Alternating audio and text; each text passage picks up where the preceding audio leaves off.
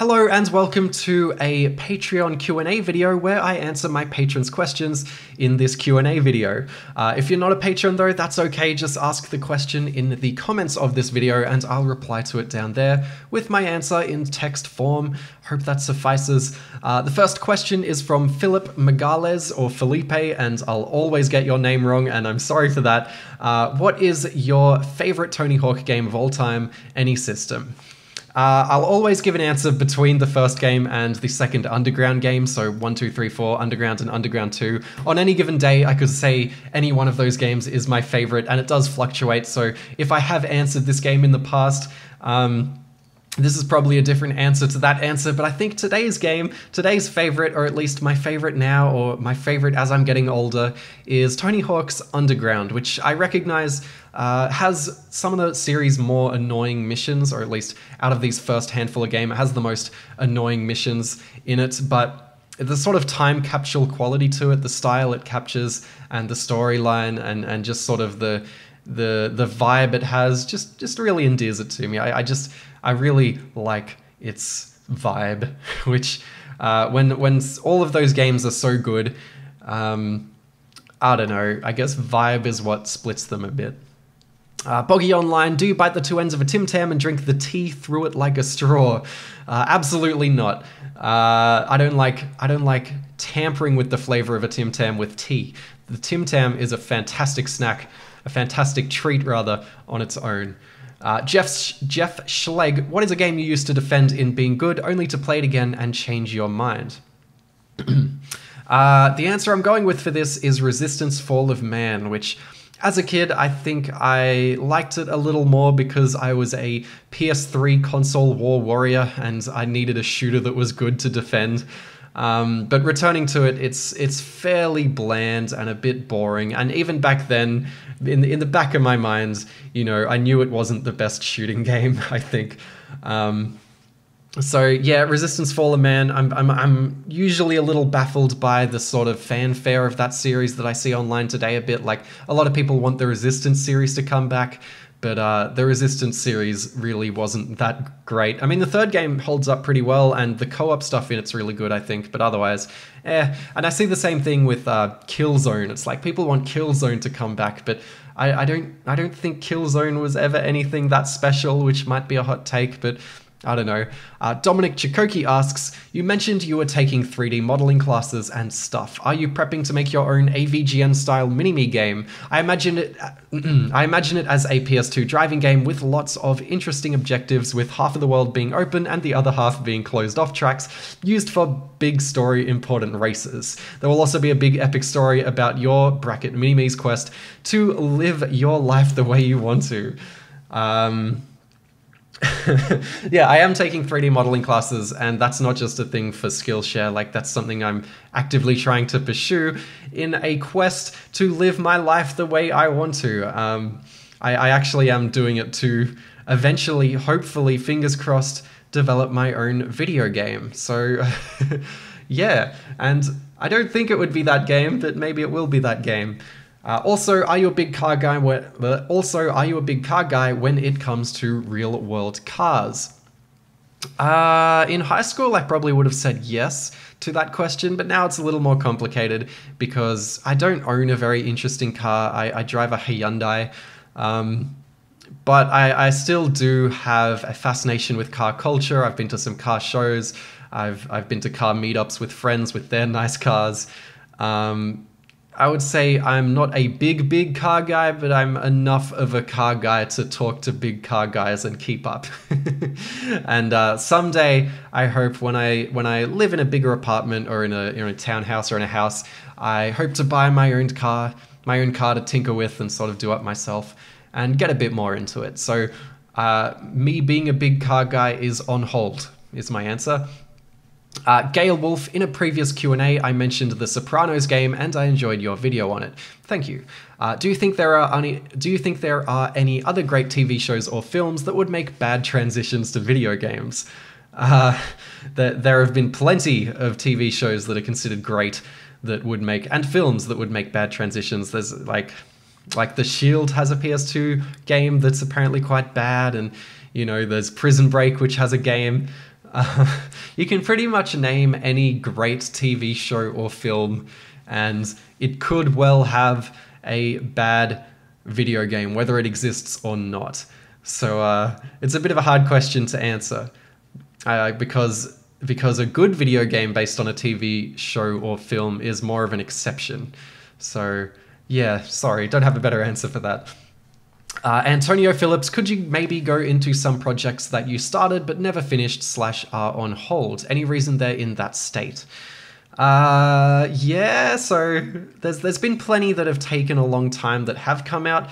The one that comes to mind is the AFL games video, which I hit a lot of technical hurdles there. I took forever to get AFL Finals Fever working on anything, same with AFL 98, and it took a long time to find AFL 98, and I had to buy a Windows XP computer just to play 98, so there was a lot of just sort of hurdles I had to jump over before I could fully put that video together. It sort of started and was never finished for years until it eventually was.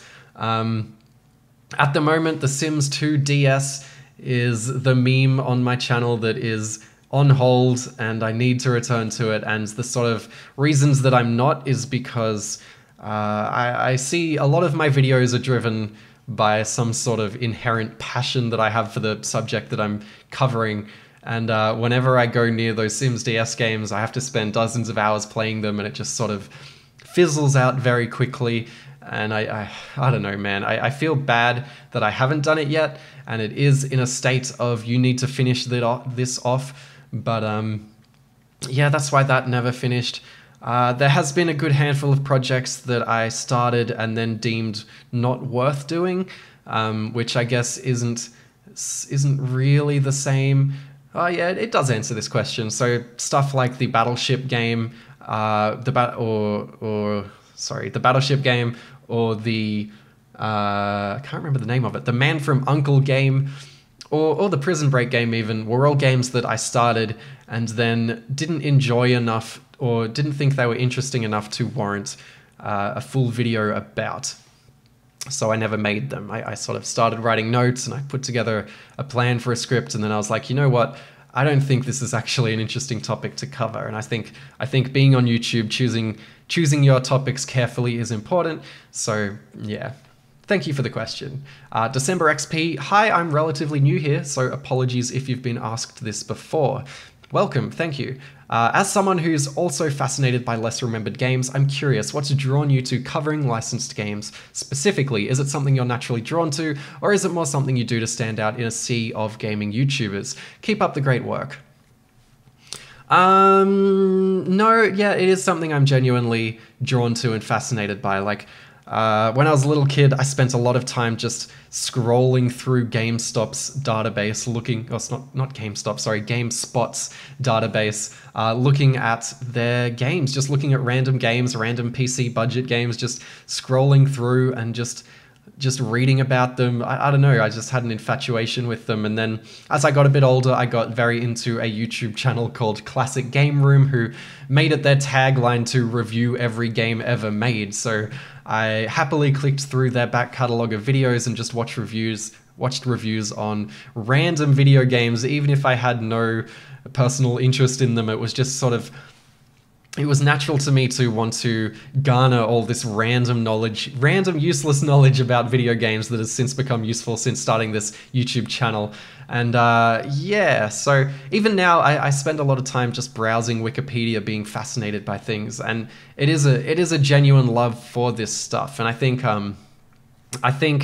when my YouTube channel blew up with those list videos back in the day, the need to transition out of them into something, the transition to less remembered games was a very deliberate decision. I knew that I had to choose something that I could stick with for a longer time without feeling burnt out on it, covering it rather. So the reason I pushed so hard to transition into less remembered games, into these obscure, fascinating games, is because that's what fascinates me so much. And if I'm covering them, I know that I'll how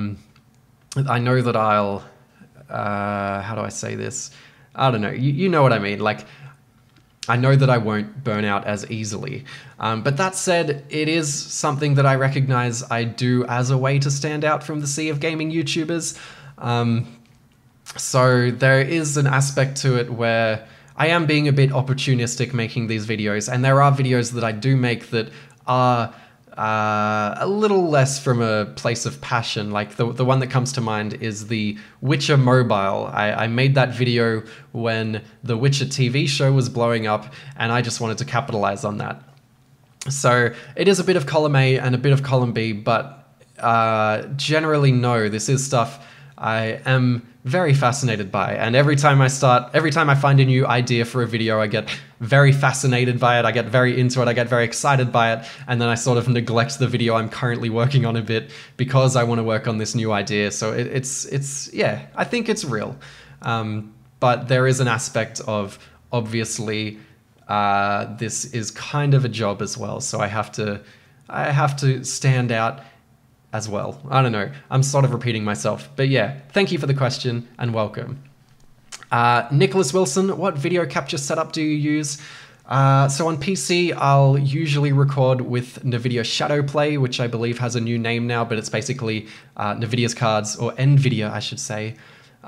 People get really antsy. I said Nuh-Vidia once in the avatar video, and there's so many comments just being like, did he just say Nuh-Vidia? It's Nvidia. But yeah, Nvidia has inbuilt video capture software, and I also sometimes use OBS as an alternative to that, and I also use a Elgato HD60S, which captures HDMI, so that's for HDMI-based consoles, and I also use that for my computer sometimes, and I also use a Game Capture HD, which is another Elgato product, which captures the red, white, and blue, or the component out, or the composite out. I always get confused. So yeah, I wouldn't actually recommend the HD60S, despite the fact that I use it, because there is some artifacting with it occasionally. But yeah, thank you for the question.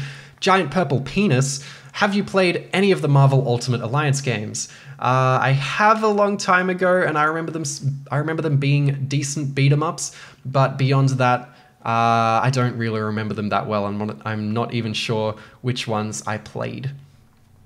Jam, J-A-M, in the pantheon of cancelled / rumored licensed games, example the Bloodstone sequel, Taxi Driver, what are the ones you most would have liked to play? Do you think we're seeing a bit of a reversal of the supposed death of licensed games, at least on consoles, seen over the last gen with the announcements of the Bond.io game, the Indiana Jones game, etc.? Good question. So as far as ones I really would have liked to play, the one that sort of sticks out to me the most is the Dirty Harry game, which looked like it was a really high production sort of AAA game. And I remember being excited for it back before it was cancelled, so before it was released. Otherwise, there's an Escape from New York game on PS2 I really would have liked to play, and I would have liked to play the Bloodstone sequel as well. And Taxi Driver, really, I am curious about that too. I can't think of any others off the top of my head. But I think we are sort of seeing a reversal of the supposed death of licensed games. I think that the world is seeing such big value in developing sort of universes and licenses, like with the MCU, basically, that everyone's seeing how much of a cash cow that Marvel Cinematic Universe is, and they want to capitalize on it in their own way, whether that's in video games as well.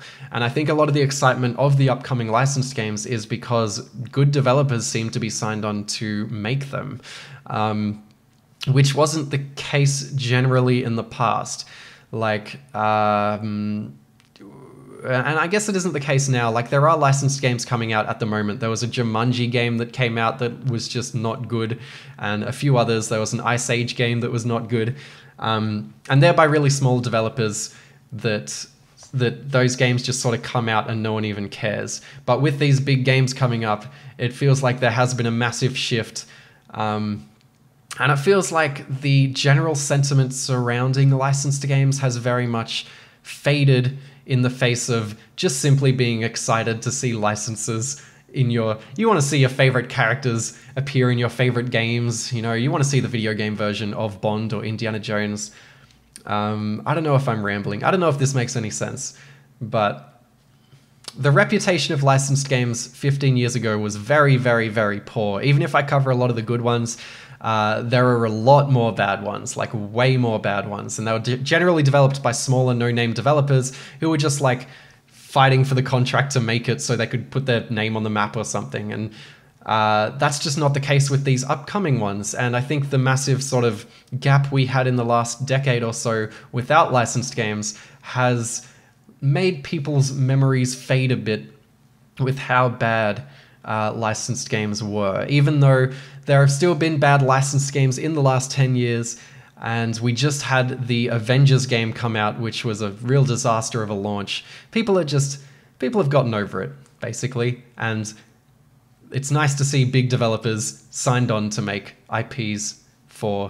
signed on to make games for big IPs. Yeah, I hope that was a good answer. I sort of lost my train of thought halfway through. Final question from Ritalin for Kids. On January 23rd, 2021, one of the largest thefts of all time occurred at approximately 12:04 p.m. AEDT. The song Itch by popular Windang surf rock duo Hockey Dad placed at number 99 in the Triple J Hottest 100 of 2021, placing around 98 places lower than it should have. This countdown was then later won by UK art pop band Glass Animals with their new single Heatwaves. Ever since this incident occurred, I have noticed that you've been unusually quiet about this, so I hope you don't mind a couple of questions. 1, where were you at approximately 12:04 p.m. AEDT on the 23rd of January? 2, is it true that you placed an abnormally large bet to the sum of $20 on Heatwaves to win the countdown on sportsbet.com.au? 3, were there any witnesses to verify any of the answers you have given for answers 1 and 2? Thank you for your cooperation. This investigation has been underway since 12:09 p.m. AEDT, 23rd of January, and we expect it to finish up once we've obtained all witness testimonies, evidence, and drunken rants. I hope you understand that you have been cleared from any wrongdoing, and you have been uninvited from my slumber party. I plead the fifth on this one. Not saying anything.